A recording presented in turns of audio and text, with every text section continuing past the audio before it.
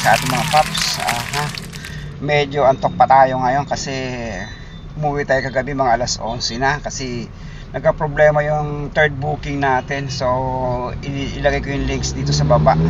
Makikita nyo na ang naka-booking siya is from Maynila to Mandaluyong. So kinuha natin kasi ang nauna natin booking is Antipolo at saka Pasig. So isang diretso lang siyang ganon. So ang nangyari doon, yung pangatlong booking dapat yun yung una-una nating i-drop. Ang nangyari sa kanya, siya pinakuha natin na i-drop. So tinawagan natin yung yung customer. So yung customer medyo pag may haba pa kailangan mo ng mahabang pasensya dun sa customer kasi hindi siya naniniwala na talaga daw tama lang yung ginawa niya. Sabi ko, okay ma'am, wag po tayo magtalo kasi wala namang mangyayari kung magtatalo tayo. So pakita ko sa inyo pagdating diyan sa drop off kung ano ang nangyari sa booking nyo, kung ano yung nilagay nyo kasi pinagpipilitan niya na tama daw yung ginagawa niya. So ayaw ko ma-stress kasi pa yung pag nakipagtalo tayo ng ganun iniiwasan po natin makipagtalo, lalo na doon sa mga customer na medyo sarado yung isip ba. So ayan yung nangyayari. Kaya ang nangyari dapat alas 8 lang, alas 9 nasa bahay na ako. Ang nangyari alas 11 na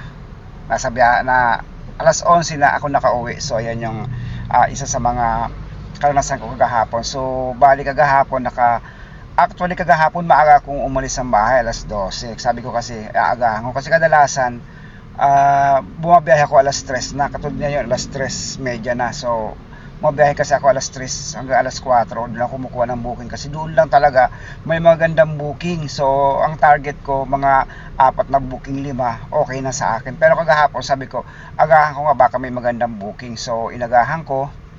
Pumunta ako sa Maynila. So pagdating doon wala rin booking na maganda. So inabutan ako ng alas 5 bago ako nakakuha ng booking. So 3 booking yon. Ayun nga.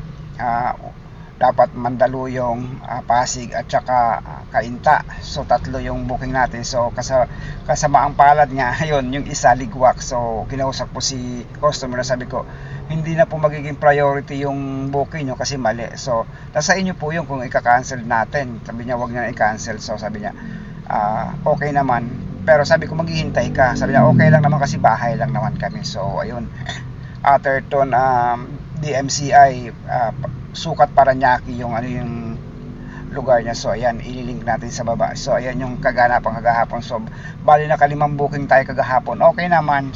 Ang naiuwi natin is 3,800. So more or less yung ating na take home is okay, yung na-take home pala natin is 3,800. So, yung natin, malinis natin doon is 3,200.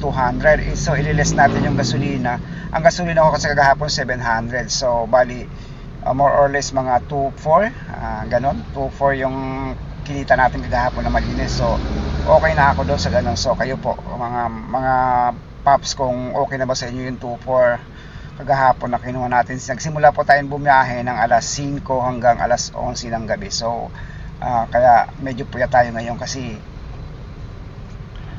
hindi tayo sanay sa ganun mahabang araw Sinubukan lang natin kasi baka may HD na kasi, di ba? Yung surcharge na. So kaya sinubukan ko pero wala pa rin hanggang alas 3 hanggang alas 5 pa rin yung HD, hanggang alas 6 meron siya. Pero other than that sa ibang oras hindi ko alam kung mayroon. Nakikita ko kasi sa umaga minsan meron pero hindi siya ganun kalaki, hindi katulad nung pag alas 3 alas 4 malaki na yung niya, yung surcharge na. So ayun yung natin, yung sinasamantala natin na malaki yung surcharge, although traffic na talaga pero wala na tayong magagawa, nasa Pilipinas tayo kahit saan traffic talaga. So ayan yung natin kagahapon, journey natin kagahapon. So maraming salamat at ingat tayo paps at subukan ulit natin baka maganda uli yung yung biyahe natin ngayon. So sana kumita po tayong lahat. At medyo umuulan mga paps, yung mga riders sana ingat din po kayo kasi medyo umuulan. So unahin natin yung kaligtasan. So maraming salamat at ingat po sa ating lahat.